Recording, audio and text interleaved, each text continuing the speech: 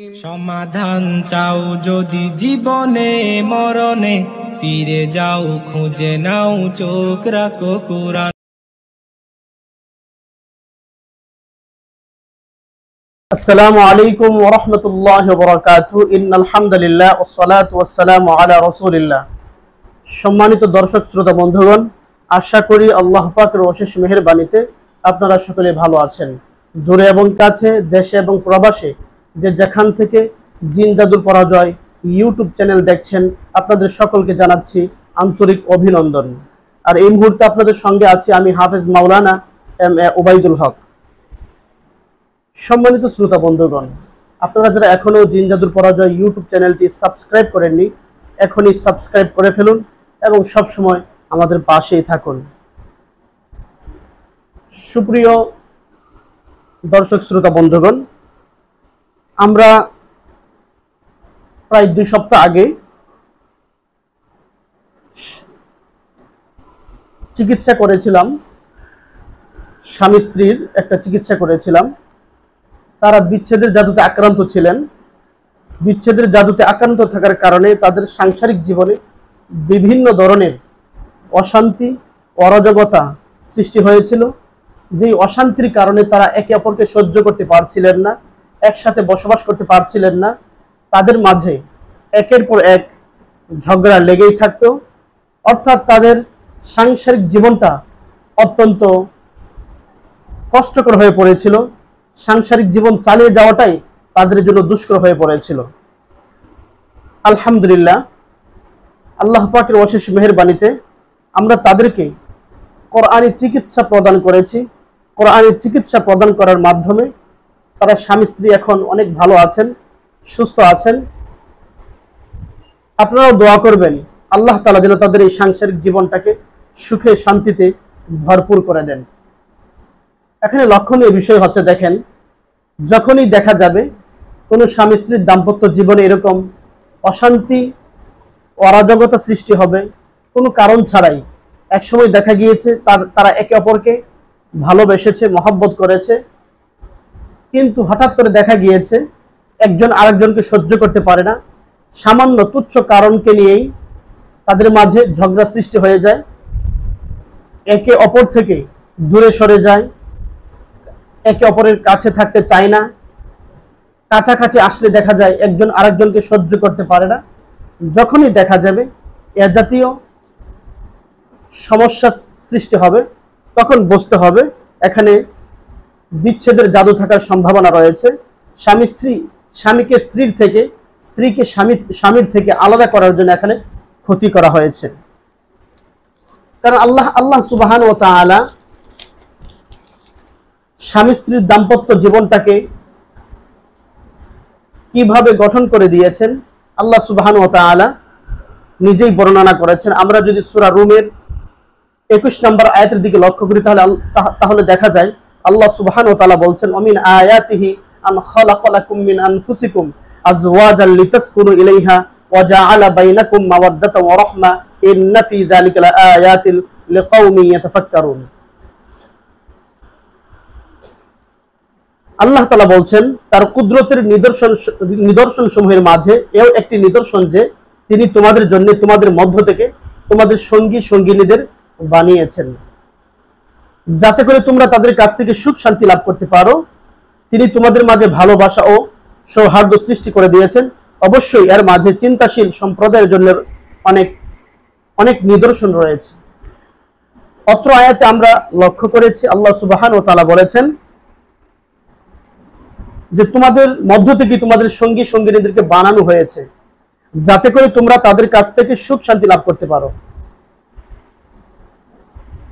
স্বামী স্ত্রী যখন তাদের একে অপরের মনের মিল থাকবে, তখন দেখা যাবে তাদের পরিবারে সুখের ছায়া নেমে আসবে, সুখের বাতাস তারা অনুভব করতে পারবে।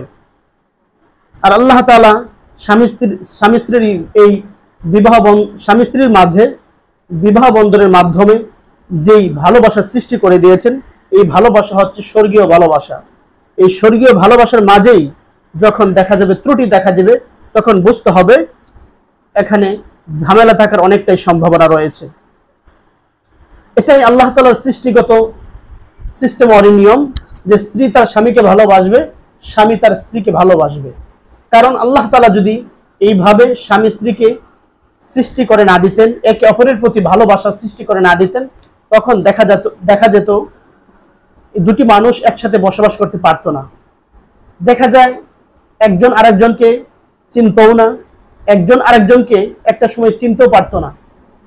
যখন দেখা যায় বিবাহ বন্ধনে তারা আবদ্ধ হয়েছেন, মুহূর্তের মধ্যেই আল্লাহ সুবহানাহু ওয়া তাআলা তাদের মধ্যে এমন ভালোবাসা, তার স্বর্গীয় এমন ভালোবাসা সৃষ্টি করে দিয়েছেন, দেখা যায় একজন আরেকজনকে ছাড়া থাকতে পারছে না। এই স্বামী স্ত্রীর ভালোবাসা, এটা বুঝতে হবে এটা আল্লাহ তাআলার প্রদত্ত ভালোবাসা। এই আল্লাহ তাআলার প্রদত্ত ভালোবাসার মাঝে কখনো কখনো দেখা যায় মানুষ শয়তান এবং জিন শয়তানদের মাধ্যমে ত্রুটি লক্ষ্য করা যায়। তো আমরা সতর্ক থাকব, যখনই দেখা যাবে স্বামী স্ত্রীর দাম্পত্য জীবনে ভালোবাসার মাঝে ত্রুটি দেখা দিবে, সমস্যা দেখা দিবে, স্বামী স্ত্রীর সাংসারিক জীবনে তারা একে অপরকে নিয়ে সুখে শান্তিতে বসবাস করতে যখন পারবে না, তখন বুঝতে হবে এখানে ঝামেলা আছে। তখনই আমাদেরকে সতর্ক হতে হবে। আর এই বিষয়টাকে আরো ক্লিয়ার ভাবে বোঝার জন্য তখন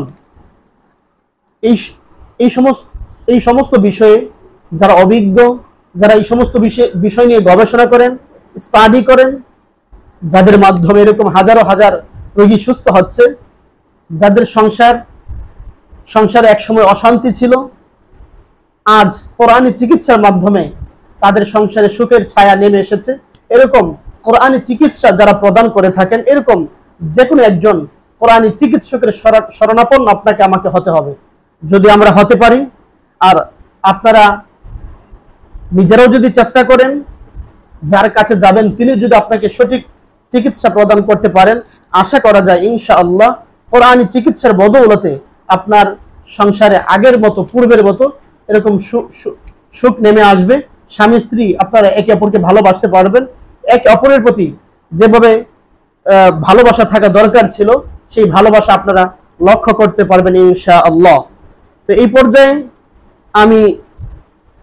আমার কাছে আজকে যিনি আসছেন, তিনি সুদূর সাভার থেকে এসেছেন। তো সাভার থেকে আগত আমি ওই ভাইকে তার সাংসারিক জীবনে এই বিচ্ছেদের জাদুতে আক্রান্ত হওয়ার কারণে কি ধরনের ঝামেলায় তিনি পতিত হয়েছিলেন, কি ধরনের সমস্যা তিনি তার বাস্তব জীবনে তিনি লক্ষ্য করেছেন, এই সমস্ত বিষয়গুলো একটু সংক্ষিপ্ত সময়ের মাঝে উপস্থাপন করার জন্য বিনীতভাবে অনুরোধ করছি। আসসালামু আলাইকুম।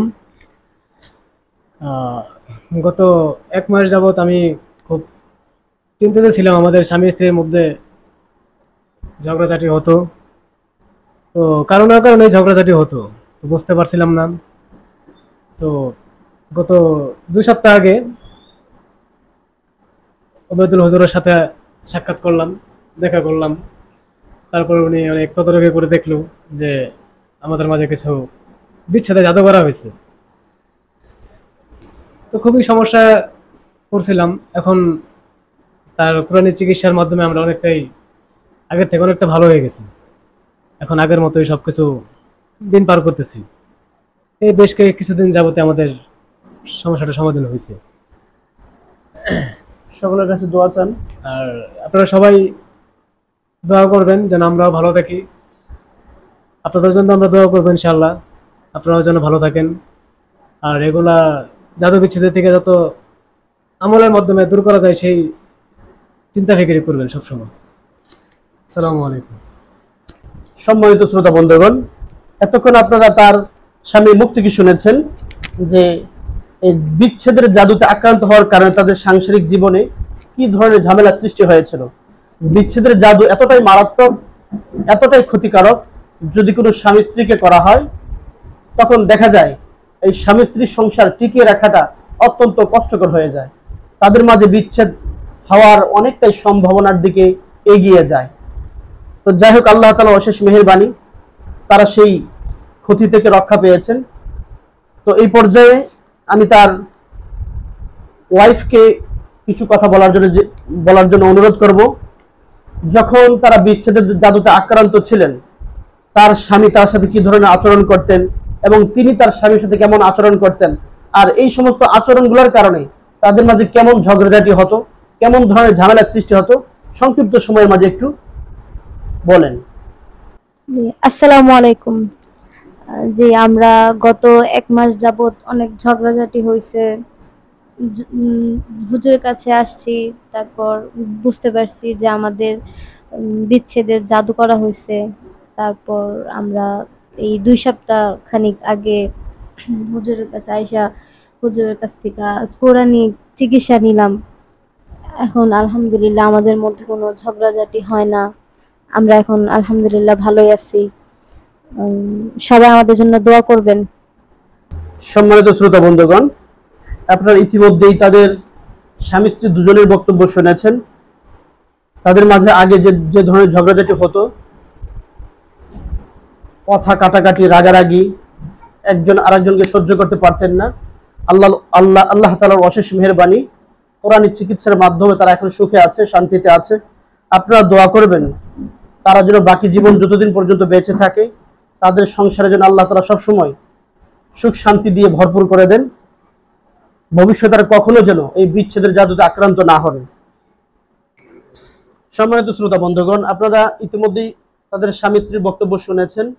তাদেরকে বিচ্ছেদের জাদু করা হয়েছে, আর এই বিচ্ছেদের জাদুতে তারা আক্রান্ত হওয়ার কারণে তাদের স্বামী স্ত্রীর দাম্পত্য জীবনে অশান্তি নেমে এসেছিল এবং তারা একে অপরকে সহ্য করতে পারছিল না। পরিস্থিতি এতটাই ভয়ঙ্কর পর্যায়ে পৌঁছে গিয়েছিল যে তাদের সংসার টিকিয়ে রাখাটাই অত্যন্ত দুষ্কর হয়ে পড়েছিল। আর এই বিচ্ছেদের জাদুতে আক্রান্ত হওয়ার কারণে দেখা গিয়েছে তারা বিভিন্ন জায়গায় তাবিজ কবজ এবং এ জাতীয় নকশা অনেক কিছু তারা গ্রহণ করেছেন।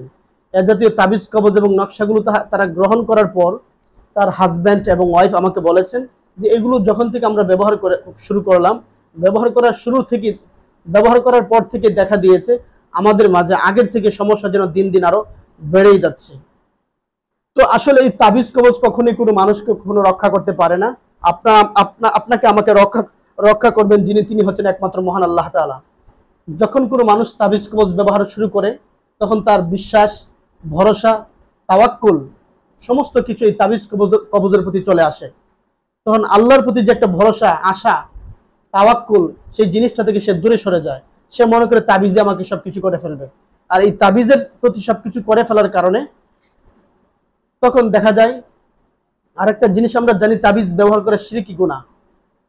আল্লাহ সুবহানাহু ওয়া তাআলা বান্দার সমস্ত গুনাহ মাফ করবেন, কিন্তু শিরকের গুনাহ মাফ করবেন না যতক্ষণ পর্যন্ত বান্দা ওই শিরকের গুনাহ থেকে ফিরে না আসবে এবং খাস দিলে তওবা না করবে। তো দেখেন শিরকের গুনাহটা কত ভয়ঙ্কর। তো কোনো মানুষ যখন বিপদগ্রস্ত হয়, বিপদগ্রস্ত হওয়ার পর ওই বিপদ থেকে উদ্ধার হওয়ার জন্য আল্লাহর রহমত প্রয়োজন। কিন্তু দেখা যায় আমাদের সমাজে রহমত যেভাবে পাবো আমরা দেখা যায় সেই রাস্তায় আমরা হাঁটি না। তাবিজ কবজ শিরকের গুনাহ। এখন আমি যদি শিরকের গুনাহে লিপ্ত থাকি, আল্লাহ তাআলার পক্ষ থেকে রহমত এবং বরকত আমার কাছে কিভাবে আসবে? আমার তো কানেকশনটা, সম্পর্কটা আল্লাহর সাথে নেই। আল্লাহর থেকে আমার সম্পর্কটা বিচ্ছিন্ন হয়ে গিয়েছে। আল্লাহ সুবহানাহু ওয়া তাআলা আমার প্রতি নারাজ, অসন্তুষ্ট। তাহলে আল্লাহ তাআলা যদি আপনার প্রতি নারাজ, অসন্তুষ্ট থাকেন, তাহলে কি করে আপনি আশা করতে পারেন যে আপনি যে বিপদে পড়েছেন, যে বিচ্ছেদের জাদুতে আক্রান্ত হয়েছেন, এ জাতীয় আরো নানান যে সকল সমস্যা রয়েছে, এই সমস্ত সমস্যায় আপনারা জর্জরিত হয়েছেন, এই সমস্ত সমস্যা থেকে বেরিয়ে আসার জন্য আল্লাহকে অসন্তুষ্ট রেখে আপনি বেরিয়ে আসতে পারবেন, এটা কখনো সম্ভব নয়। অতএব এই তাবিজ কবজ, এই সমস্ত শিরকের গুনাহ থেকে আমাদেরকে সবসময় দূরে সরে আসতে হবে। আল্লাহ তাআলা আপনাদের সকলকেই এই শিরকের গুনাহ থেকে মুক্ত হওয়ার তৌফিক দান করুন। তারা এই জিনিসগুলো ব্যবহার করেছে, কিন্তু ব্যবহার করেও তারা বিন্দু মাত্র কোনো উপকার পায় নাই, কোনো ফল পায় নাই। এর মানে তাবিজ কবজের কোনো ক্ষমতা নাই। ক্ষমতা একমাত্র কার? মহান আল্লাহ তাআলার। আমাদের অন্তরে, আমাদের এই দিলে এই বিশ্বাস আমাদেরকে বসাইতে হবে। যখন আমরা বসাইতে পারবো সবকিছু করার ক্ষমতা একমাত্র মহান আল্লাহ তাআলার, তখন দেখা যাবে স্বয়ং আল্লাহ সুবহানাহু ওয়া তাআলা আপনার দায়িত্ব নিয়ে নেবেন।